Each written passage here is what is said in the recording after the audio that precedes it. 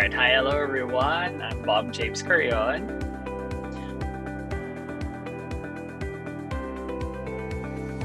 Graduated college with a degree of BS, major in economics, and then I have a master's degree in business administration from the De La Salle University.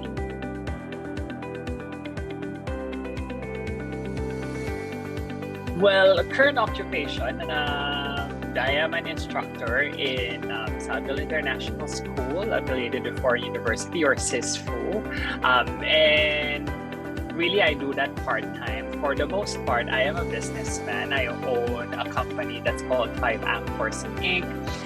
Basically, the company is a vaccine distributor company. We distribute all around Metro Manila, Cavite, Rizal, Batangas, as well as Laguna areas.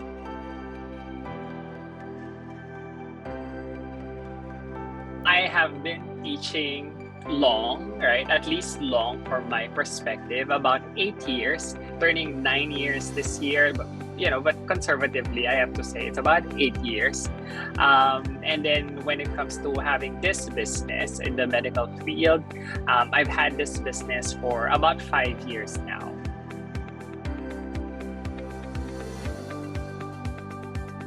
The company is based here in the South, here in Alabang.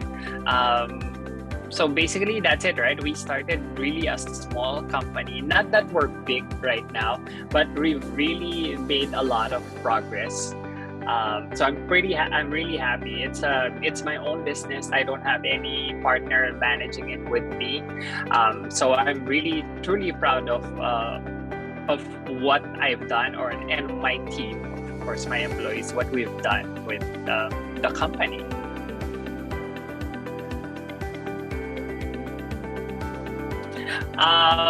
Good question. Currently, we don't have the license to initiate or to administer vaccination. So really what we do is we distribute to doctors, clinics, as well as various companies. We do have certain products wherein they are non-vaccine products. But these are cancer-related products. So those we actually distribute them to doctors. That's the only category that's not vaccine-related to us. But it's pretty new.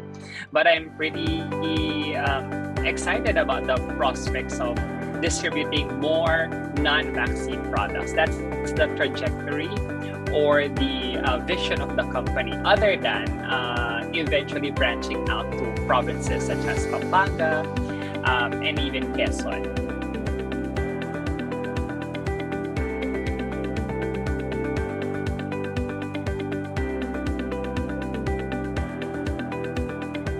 I think we play a pretty big role. Obviously, we are in the healthcare, and healthcare is supposed to be a #1 priority of the government. So we fill in the gaps wherein the government is not able to provide free vaccination. But really, in terms of what value we give to people, doctors really want to make sure that their patients are taken care of. They're protected against viruses such as flu, varicella, hepatitis B, hepatitis A, and all the other diseases that need vaccination.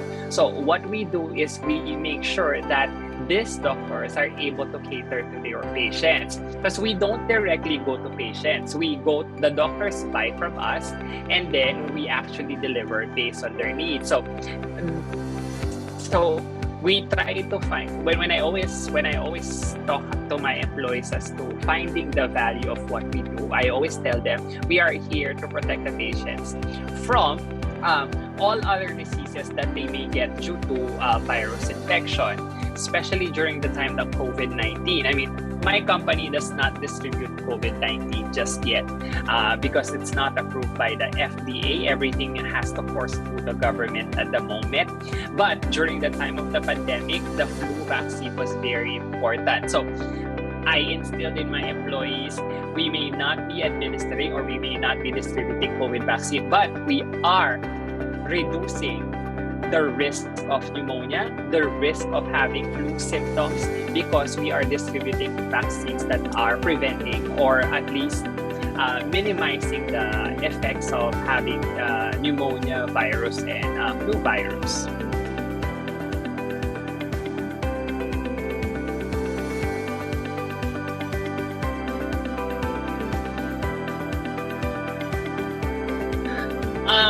When we started, we were just about, we're in the 5th year. But when we started, it was really a slow progress. Not a lot of people hear about vaccine distribution company, but when you actually enter the industry, or at least when you become involved or aware of the vaccine distribution industry, you would realize that there are a lot of competitors. It's really a lot, and these competitors of ours have been in the industry for more than 10 years. So when we started, it was like David trying to fight the many Goliaths in the same industry, the vaccine industry. But I was, through perseverance and through a lot of connections that I took advantage of, I leveraged on, we were able to make ourselves known to the doctors, and we were able to make a market for ourselves. Another thing, and admittedly, the pandemic really helped our business. A lot of the similar companies decided to close during the pandemic, but even though I was alone for a certain period of the pandemic, I decided, you know what, this business is needed during this time. So we were open the entire time that there was a pandemic. We did not close. We wanted to cater to the needs, even though there were months or weeks that we would receive very minimal order. At least the doctors and the customers are aware that we are open, and eventually, we were able to attract newer customers because we were one of the only ones that were open then. My business really grew during the pandemic. I am very lucky to be in the healthcare industry at the time when it was really needed, at a time when businesses like my business is really needed.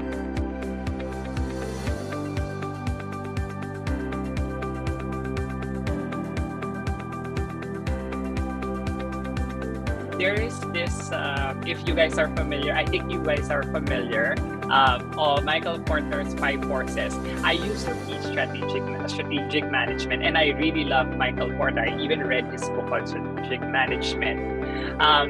So I decided to register my business as 5 Forces. That was the original name. And then the Department of Creative Industry got back to me and said, someone else has that name. I guess someone else is inspired by Michael Porter. So I said, you know what? Let me think of something similar to 5 Forces. So I came up with 5 anchors. And the reason for 5 anchors is that there are 5 pillars of the company, or in this case, anchors. You know what anchor is? An anchor is the one that makes sure the boat does not sink and it's stable while it's at bay.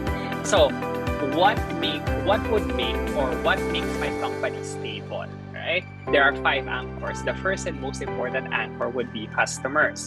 The next one would be the shareholders, right? I mean, people who, especially in the beginning, I didn't have a lot of money, so I did have some people who invested in the business.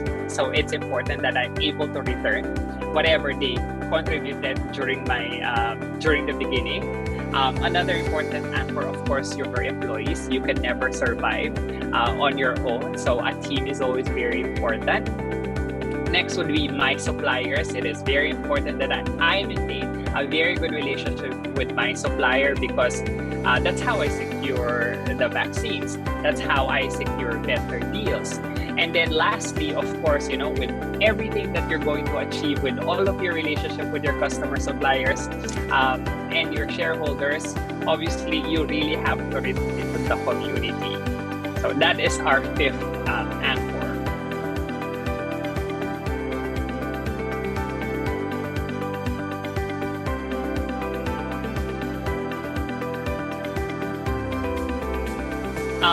Well, I guess, in terms of overcoming, one of the low points of 5 anchors is, and this is something that I hope not a lot of people who have business or plan to have business will experience. It is at that time when I lost money because there was theft inside the company, right? So, and I'll give a quick story to that. So, we deliver goods to doctors, and then the doctors would pay either in check or in cash in the beginning. We didn't have bank transfer or GCash in the beginning, it was just check and cash. So, we didn't have a lot of people, I didn't have someone auditing the transactions on a regular basis. So, when finally we hired someone to audit everything, we realized that I have people within the company that were stealing money from me. That was quite devastating for me, not only because I was losing money, more importantly because I trusted the people I hired at that time, and I was like, wow, all right, so I trusted you, I gave you more than what you were asking for. I was very nice to you, and this is how I can get paid back, right? So that was frustrating to me, disappointing, painful at the same time, just severing relationship with people, and to that extent, it was something that I didn't think I would ever experience. But what I learned from it is, and how did I overcome it? Number one, right? So those were employees, I had to let them go, but I just did not let them go. I had to make sure that the remaining employees, the one that stayed loyal with me, the one that are continuously practicing a great deal of integrity, I want to make sure that I want them to realize that I take theft and any other illegal offenses seriously. So what I did is that this is crazy, but I had to do it. We all went to the police station. We all sought a lawyer, and then we filed a police report for all the people who stole money, so that the police would actually, go to them and be sent a demand letter too. Why did I do that? Not because I was expecting to get the money back, and not because I was trying to do. I was trying to make sure that I'm vengeful. No, it has nothing to do with that. I did that so that my people and the people who would eventually be hired in 5 Angkos would realize, okay, Sir Bob does take this thing seriously. He may be fun, he may be kind, but when push comes to shove, he will involve the authorities, right? So that's how I overcame that.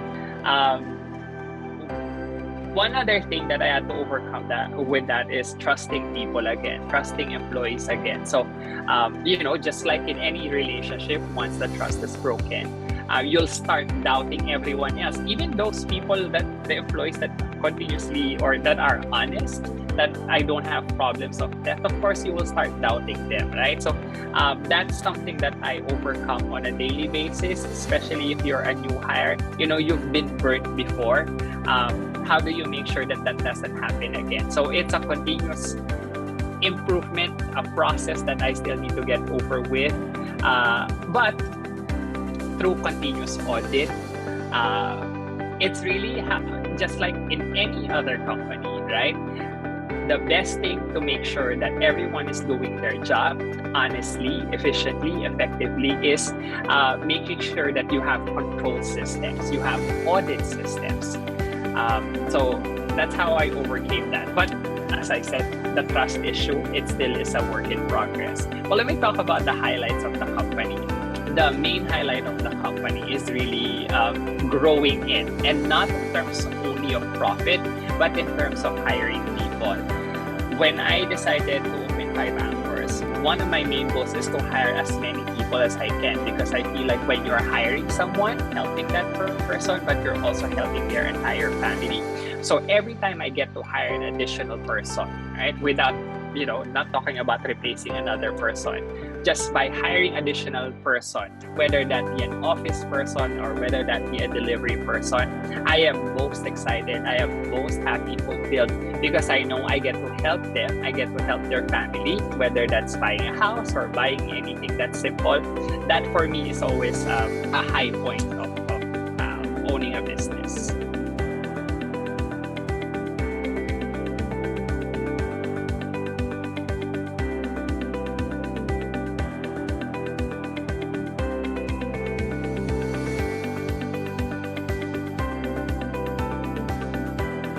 And I always tell my employees this: every interaction you have with a person it's always a potential customer. It's always a potential sale, right? Whether it be just someone inquiring about your products. They may not be interested to buy now, but it doesn't mean they won't buy in the future. So it is really important that you treat customers, whether they're your top customers, whether they're customers who are just going to buy, or whether they buy just one or two items from you. No, you have to treat them equally, because you never know, that person who asked or just inquired now may be your top customer in the next 2 years, or maybe in the next 3 years. So you take care of them from the beginning, right? So that's on a business, more business sense. Other thing, and this is my belief, and I always say this, determination is the key to success, right?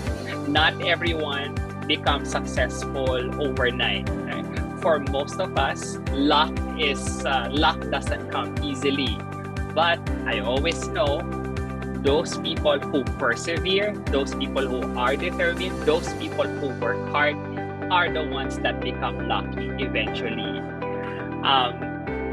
And then one last thing that I want to impart to all business owners is that you have to, and this is something that we always hear, you really have to love what you do.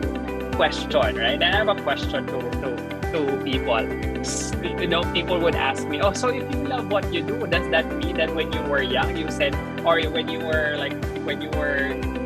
growing up, was the question always, do you want to become a vaccine distributor, right?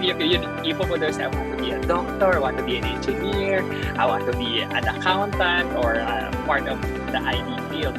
No, right? My passion is not in the field of healthcare. My passion is to really become a businessman, to provide employment, and to provide value to doctors and to patients. That is my passion at the moment when it comes to business. So really, that's why I enjoy this.